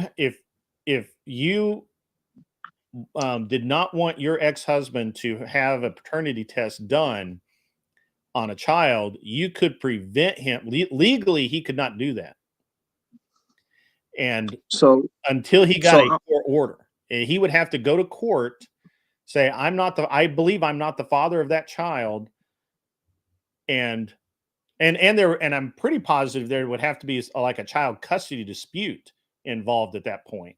That seems strange to me. That's the law in California. Yeah, that seems really strange. Now, if he was like, if he was raising the child accordingly and didn't know any different, and then 2 years in she divorces and then wants child support, and then in the midst of all of that she texts him and she says it's not even your baby, so fuck off. Yeah. Like, then it's more like I want to prove it to be correct, right? Like I want to prove Yeah. that is my baby. And I think that a father should have the right to do that, or opposite. I think people in more free states are always blown away by this. So when I was in California, I was in the San Francisco Bay Area. I knew a fellow Asian guy. I don't think that's material to the story, but he was, and he had a good job. He married a girl that he thought was really cool and based and all that, going to be a great mother to his children. A couple of years in, she just basically tells him to get the fuck out. And So, Greg, let me chime in for a second. So, it's not just California where this paternity issue rears its head, because I've known people in Alabama who've gone through custody disputes and they don't have a right to claim their child or go through the court proceedings until paternity is proven if they're not married. In the case where if the people you're not married, it becomes harder. I'm more or less specifically talking about custody disputes where you are either, which common law doesn't exist really anymore, but if you're married and or you have been established as the father of the child and you are being gone after for child support, and there's no established paternity, legally established paternity. So what happens is or what happened to my this dude, I'm not gonna call him my friend, he was an acquaintance. So he, she starts going after him for child custody. He was making a lot of money, a relatively decent amount. She goes after him for child support. One day, as they're arguing about something, she says, "It's not even your kid." So he then naturally says, "I want a paternity test." It could not, it's possible it's not my kid. Well, she moves to Colorado. He can't compel, he has not, as of yet, not been able to compel a paternity test by her. And he's currently, California has a financial, it's the Financial Responsibility Board or something like that. And they literally take money out of his check every month. See, I think that's where a mandatory paternity test should be established. Not at birth, but if it comes to a court issue, Yeah. And Anytime you are anytime, you're being responsible for paying for a child, even if you know it's yours, doesn't matter. Going for Ghost says it best. In California, after 2 years, you can't get a court-ordered paternity test. And so they were right in that window. She was, and I honestly think she set his ass up personally. That's crazy. Yeah. People are nuts. And I didn't realize that was 2 years after 2 years. But if they presume, does he get to see the kid at all? I don't know. Like, that's where I get lost, right? Because you're paying child support, which means there has to be some type of visitation, unless you're a danger to that child. So in theory, he has 50-50 visitation, but she moved to Colorado for her job. Mm-hmm. Well, then she's in contempt. Yeah, he cannot get visitation. She says, well, he's welcome here anytime. No, obviously he works. He can't get out. He can't do all that. So people are just crazy. That doesn't make sense, Grid. I agree. Nothing makes sense. Listen, if you have a court order that says, John Smith will see the child every Wednesday, Thursday, Friday. Mother Teresa has the child every Saturday, Sunday, Monday, or whatever. And you're in contempt of that, like that's all that it's contempt. Even if it says so it doesn't specify the days, but it says 50% of the year, whatever, then all it has to do is count up the days that that she's had the child. I'm on your side on this, Sarah, but my understanding, and this is limited. Look, I have not seen the legal records. I I mean, I'm kind of talking out of my ass. I'm only going by what I've been told, right? Yeah, and most men, I think, and it's nothing against your acquaintance, right? But most Mhm. men make it always sound worse when they say, "Well, I'm supposed to have the child this, and I'm supposed to have that," and it's like, well, if it's in your court order, then literally all you have to do, if they don't appeal to the court order, then now the mother is in contempt. So Yeah, that's what doesn't make sense. If he's supposed to have 50% and he doesn't, right. Yeah, I think Michelle's right here, and I think, and that's what I was about to say. So he's not accessing the rights. The state can't hold your hand and make you visit your kids, but if he is there to visit and she says no, she's in contempt. But here's the thing: she's in another state. She's in Colorado, so Colorado won't enforce California custody laws. He uh, now has to go to Colorado, take her to court in Colorado, and do it all over again. Or he has to somehow convince her to come back to California, and um and go to court and get it all settled. However, it's going to work out. This is why it takes, sometimes well, I've heard that's of guys taking considered years to get it sorted out. that's considered kidnapping if the child, like, that's what I'm saying is, I think that he's not Yeah, giving you all of the information, because if she left the state, because usually you actually put that in a child visitation order, that if any I parent think so too. state this far, that far, they have to, seek permission from the other parent. If they don't agree, then you have to go to court, and it has to be reasonable. So he's not telling you everything, and I totally understand why he's not. Yeah, Uh, I'm sure there's a but like if entire she, backstory I don't know. if they had this court order already in place, presuming they were residing in the same same local arena, and then she changes, it's called a material change, right? Yeah, Then all he has to do is file with California and say, hey, that's a material change. She got up and moved the child. that's, I'm no longer granted access to 50% at the time with my child. This is contempt, and right? he may be going through that again. I'm not privy to all of it. I just know that he can't he can't even establish that it is his kid. Well, And she has come out and told him at one point that it's if not his kid. He can't but establish if that it's his kid. but Grid, if she says, yeah, he can come out here and visit his kid anytime he wants, whatever. And if he really wanted to prove paternity, he'd come pick the child up, take the kid, go out and have a day I with agree with dad, that. get a That's what I little hit get a little cotton swab and That's get what I said. That's exactly what I said. yeah, I like think we that's what just I'm saying is, I take a think he's weekend trip, just and making excuses, and this he's is frustrated. unfortunately, it's kind of the going rate for men who say, oh, I I think got he's dicked over by my ex-wife or baby mama or whatever. Yet exactly what Michelle said, how they don't access their rights, and they blame it on the mom. It's like, you have all Is this of safe the, to have Michelle up here? You guys gonna go nuclear? oh, Can I we? don't mind. I told you already. Michelle's a mod now. I made Michelle a mod. She's a great mod. She's a very I fun. didn't give her the link today. Let me do that.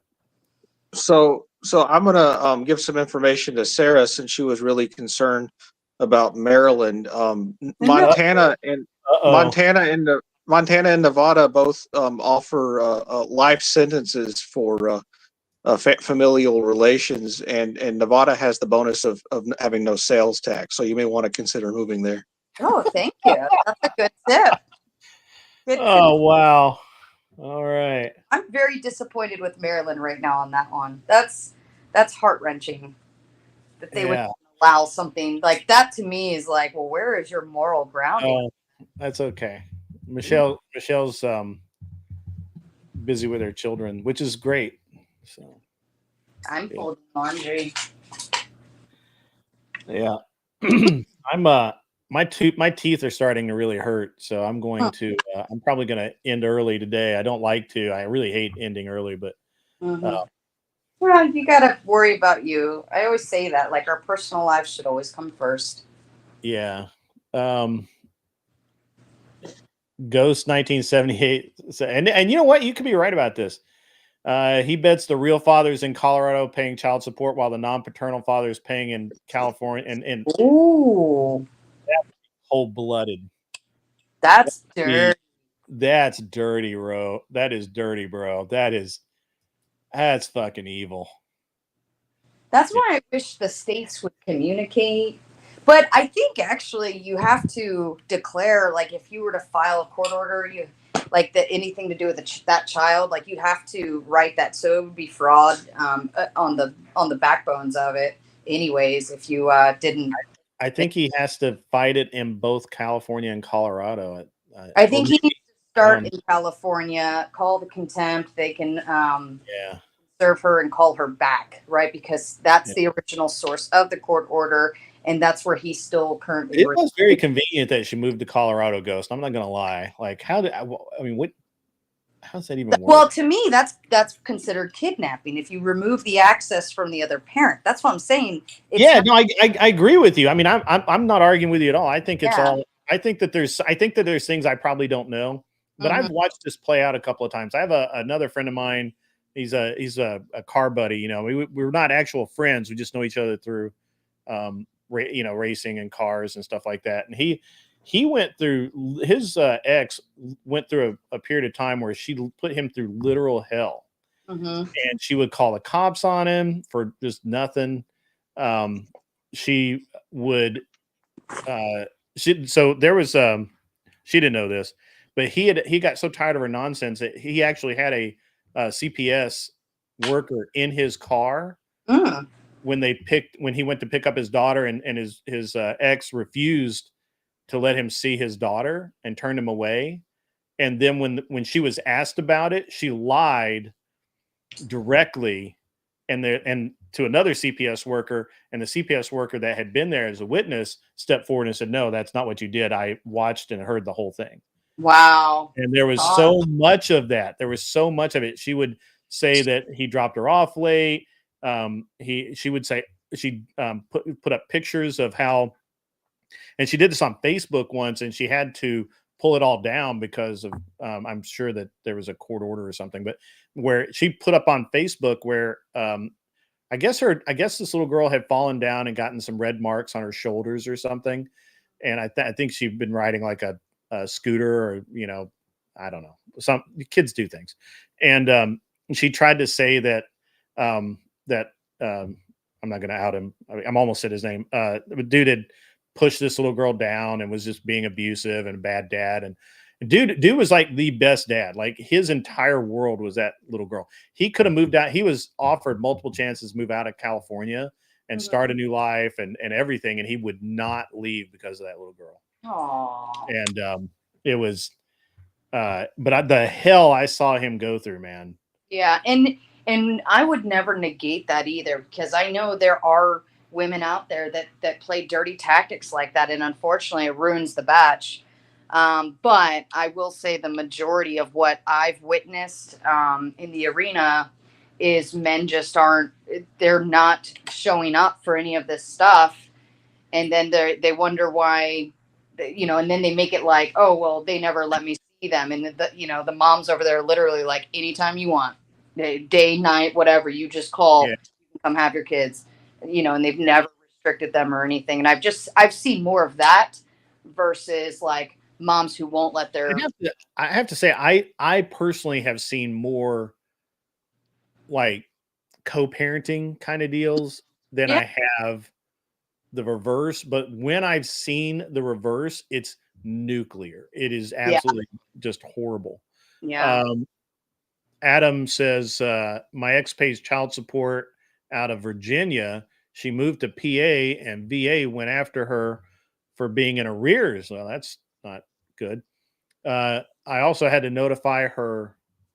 Sorry, I got the mouse over. Notify her when I moved out of state, since I have 100% custody. That's more and more common these days for men to get 100% custody. Yeah. So. And I don't shame it. I think if the dad is the best interest of the child, then I think that's how it should be. Because that's what the courts typically look at, is what is the best interest of the child, and you pretty much, as a parent, you have to be walking in that courtroom with a needle in your arm and, completely coked out of your mind, for them to withdraw access to your own child. I think that's true. I think they're much better about it now. I think that's true.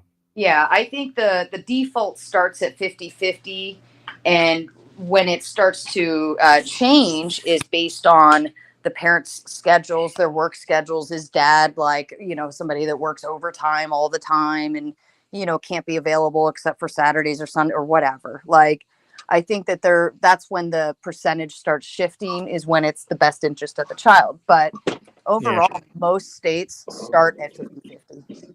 Yeah. So 50-50 isn't always 50-50.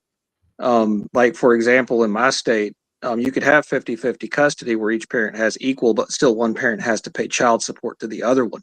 Yeah. So well, yeah, but Yeah. why? It's 50-50. Okay, There explain that. shouldn't be money transferred. So Right. what they're doing is, like, let's say dad is makes $600,000 a year, and mom is coming out of divorce and gets a job, and she's making $60,000 a year, right? Um, and what they want is that they want the child to have a similar living circumstance in both homes. So the child's not going to dad's millionaire mansion on Saturdays and Sundays and then coming home to mom's crappy little 1-bedroom apartment Monday through Friday.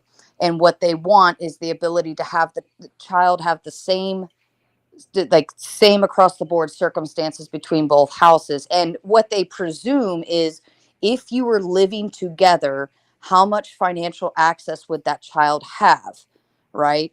And even though it can be 50-50 parenting, that still means that on that other 50%, the child has like limited resources versus the other parent's house. So it is always in the best interest of the child. It's not, they don't want to make mom buy a Mercedes Benz or get her Gucci bags. Like, it's just to keep the balance the same between the households. That's all it is. Yeah. Well, I disagree, because if it was in the best interest of the child, they'd make the divorce process more difficult instead of making it easy to dissolve a marriage, because children are always better off in a home with both of their biological parents. And so just the simple fact that the divorce is happening usually at the request of the woman, and it's no fault, it's obvious that they don't care about the best interest of the child. So full disclosure here, Anson is coming off of a divorce. He literally just finished paying for his first marriage for the last 17 years. And now he is in the situation of paying child support for another however many years. So he's a little salty. Just going to put that out there. Handle with care. He could go nuclear. Well, I mean, I look at it this way, is like, that's your child. Right. And would you want the child to, if mom only made $40,000 a year and lived in a 1-bedroom apartment, would you want your child living like that when he's with her? Right. And we're going to presume she has the same 50-50 access to her kid. And like, how would you feel as a parent knowing that you couldn't help support your child to live in something just a little bit better, or have, the like something better than ramen noodles, and things like that? Now, if you both, and it's all based on, it's a calculation, right? So I'm sure you're familiar with that, and they calculate it based off of income. So like, they're going to look at how much time, is it 50-50, and how much are you both bringing in? And it's all it is a calculation. You can't take it personal. It sucks, but at the same time, that's for your child. That's for your child to be able to have school supplies and be able to go to the movies with their friends. And like, trust me, these moms are not going out getting their nails did based off of your child support.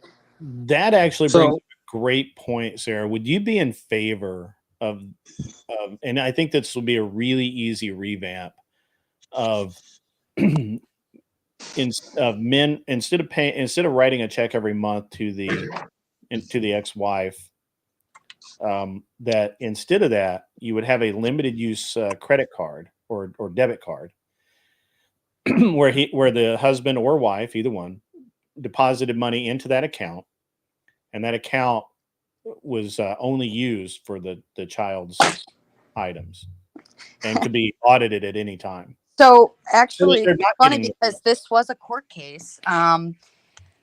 where a judge ruled it, and like this is actually what is it called? Like it's a precedent now that other judges will refer to. And the judge basically said, what if the mother has to go and buy a suit to interview in, or a couple of suits to, after she gets a better job making more money and she needs a couple suits, like that is still in the best interest of the child, because the mother is guaranteeing a better structure and financial situation for her child. Who are we to come in and tell her how to spend the money, right? That's her household. And now, do you want the government tapping in to what you spend on your child? I wasn't speaking of the government.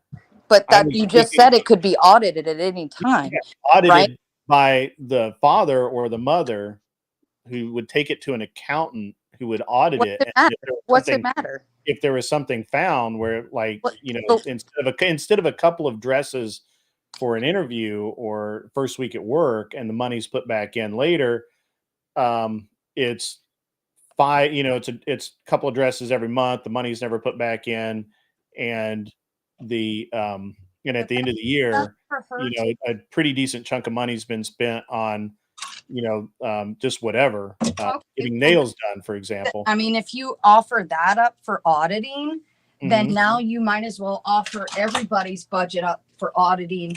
Well, if he can't pay more, where's he spending his money at? And not like you're getting in the weeds with that.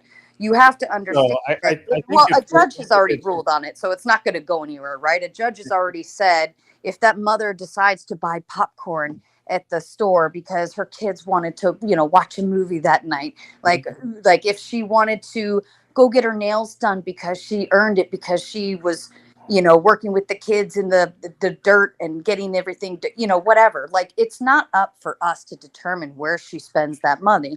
And men need to understand that she isn't, you lost access to her household and her budget, and putting those commands on her. But You lost you- that access. Yeah, you lost. Yeah, you lost access, and that was at no fault. So she could just walk out, and then she'll collect a check, and you can't ask any questions, and so just get over it. That's what you're saying.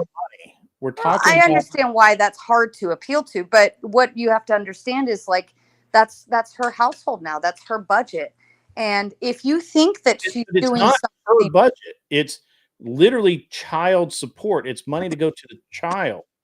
It's you right, can't which but you includes, can't which say you can can't say that, hey, include, this is money for the child. yeah, and This that is can but include this is an not being electric used bill, for that can this. include a mortgage, that can include a water bill, that can include a sports activity, that can include a pool membership. And if that all of that can be justified, then sure, transparency is a thing.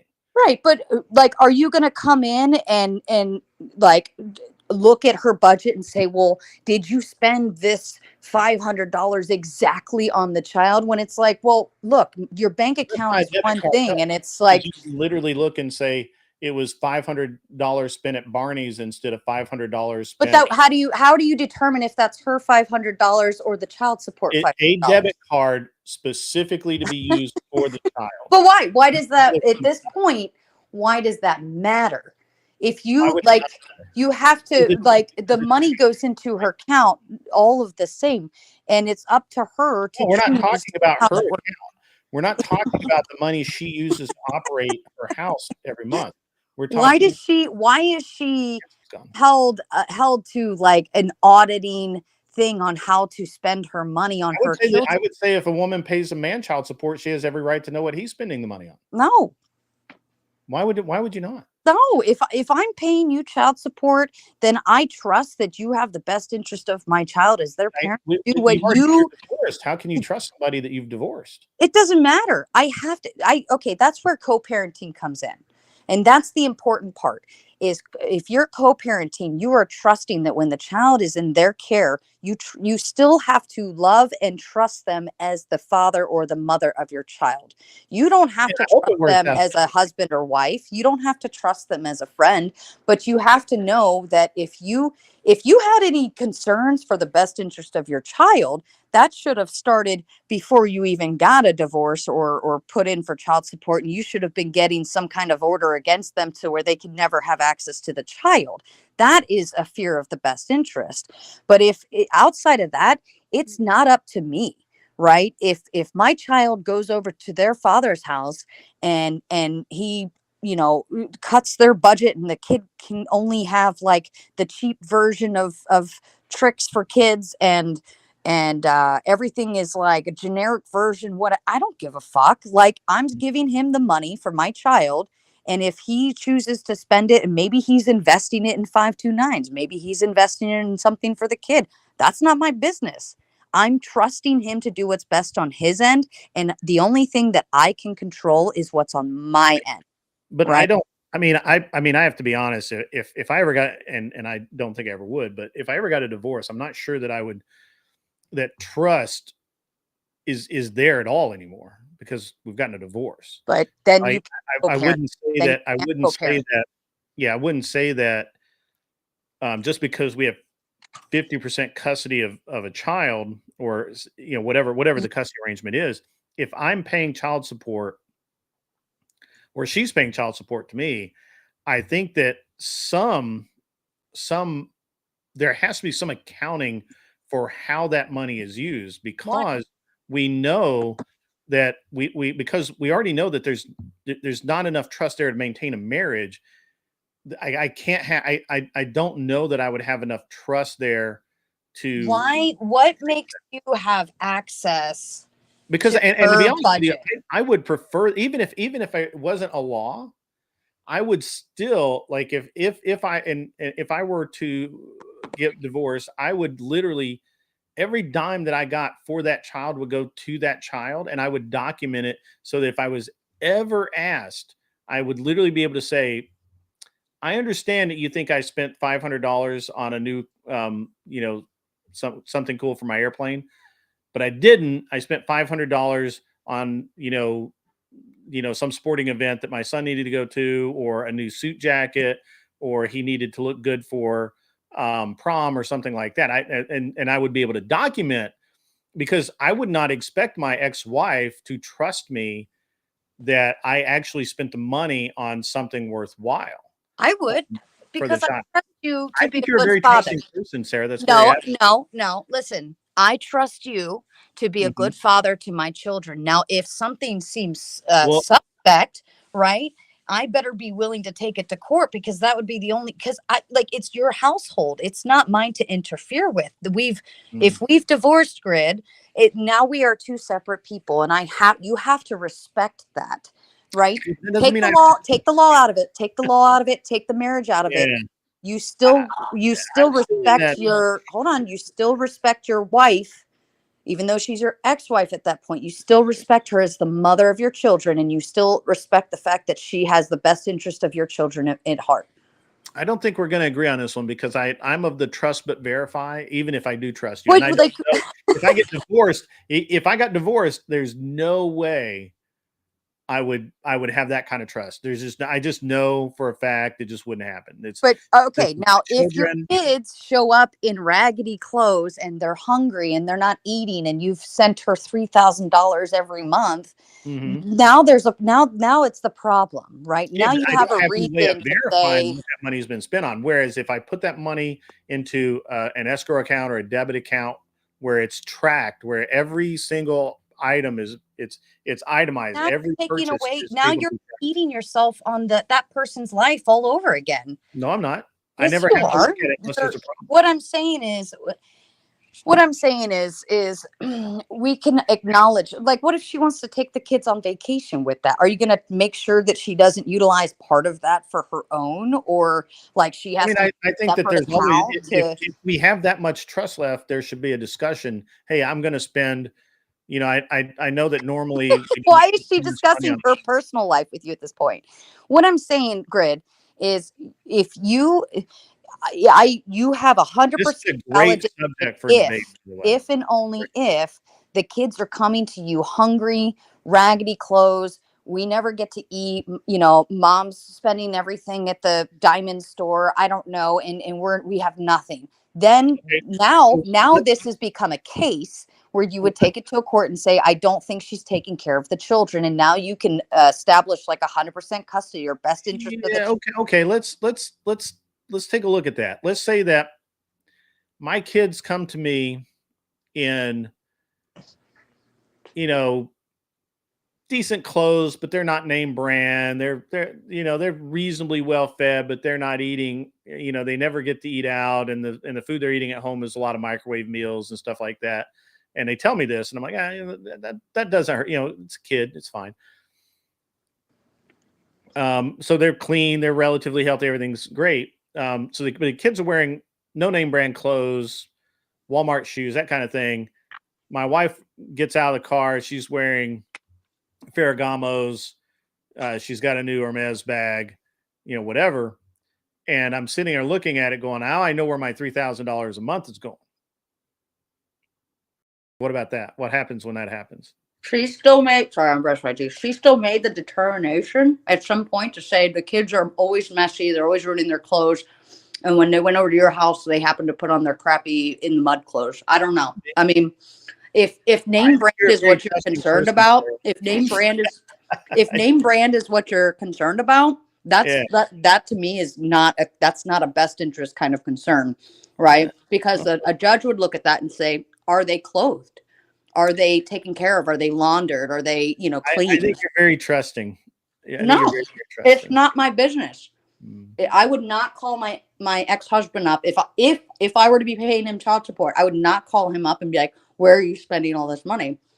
Like, that wouldn't be a topic of conversation because I trust he's the father of my child. And unless something comes up that triggers a weird conversation that I'm about to have, right? Like something would have to trigger that. But as long as my child is fed, clothed, bathed, and taken care of and at school on time and at their sports and all of those things, that's the best interest of the child. How he spends that money is up to him.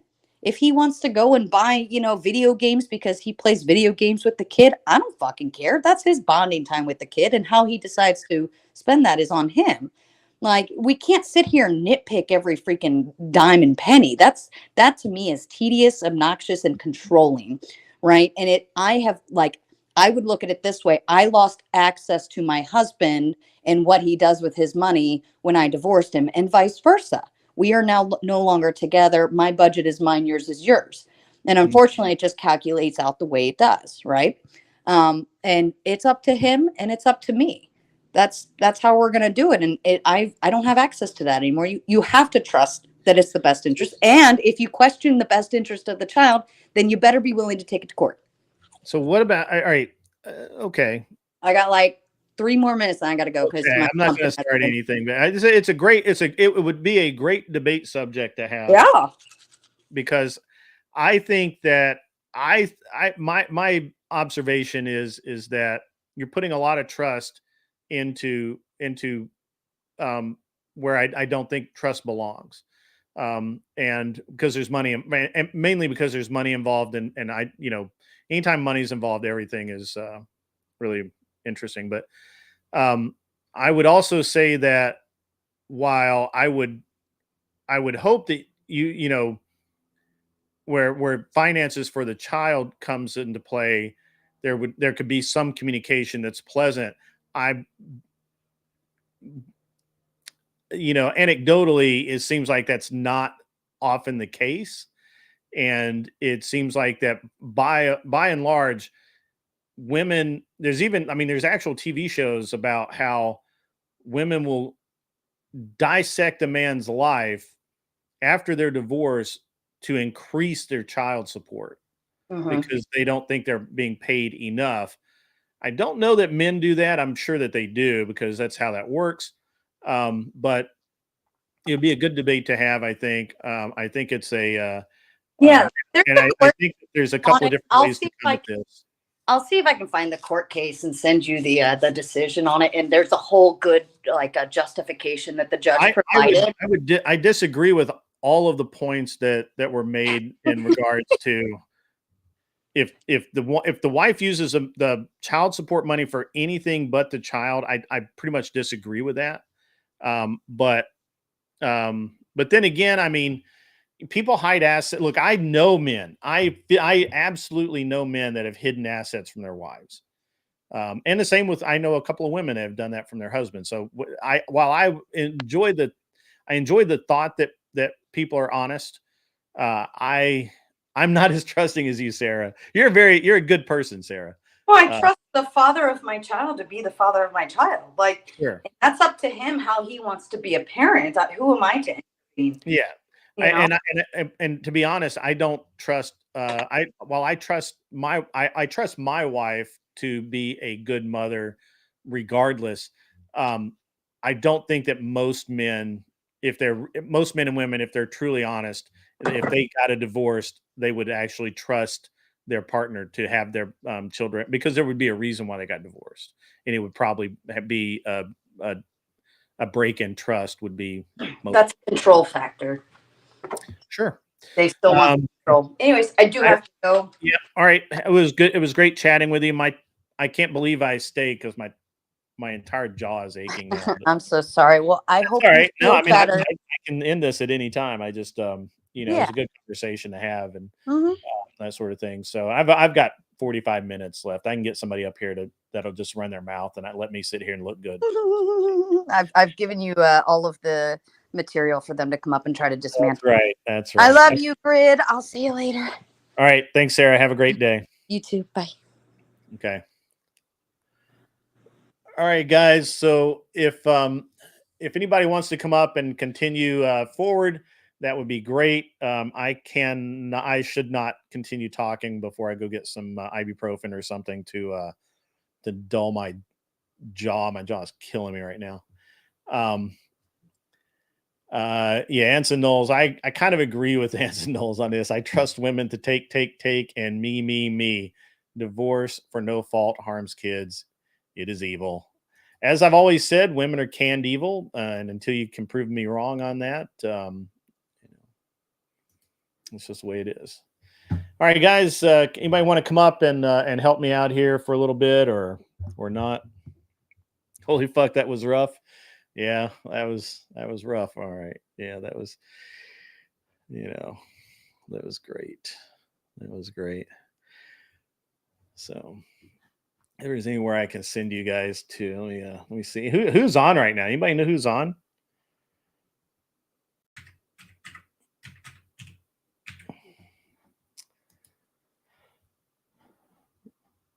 Who is on?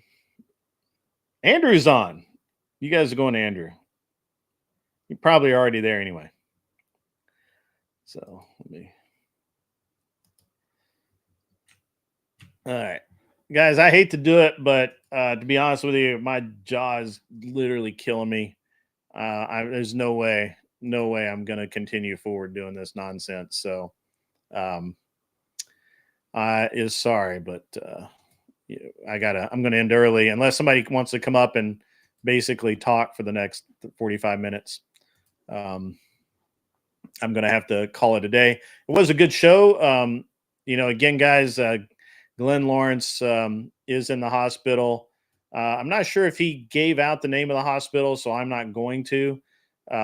If you want to reach out to me privately, and I know that you're a friend of Glenn, I will.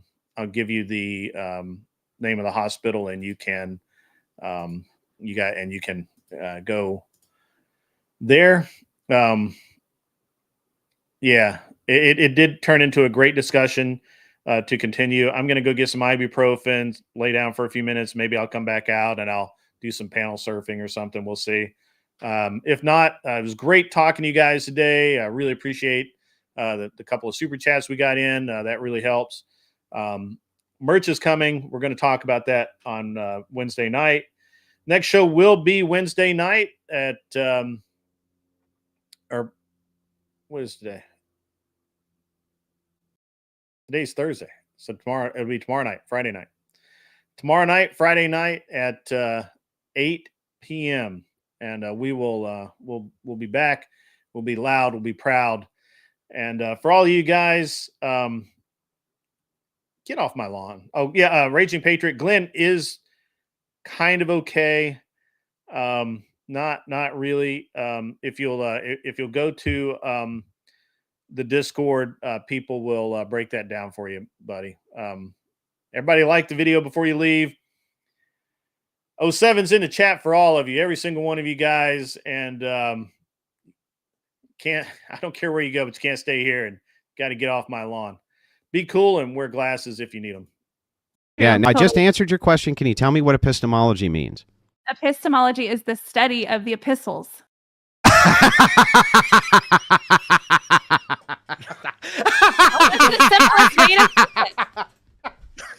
I mean, you can. I told you that a husband and wife is supposed to be the representation of God and the church. He said he's a husband. I asked him if he sees himself as the embodiment of God, and he said no. That doesn't make any sense. Wait, what is the epistles? The epistles are the apostles. Are you talking about the apostles?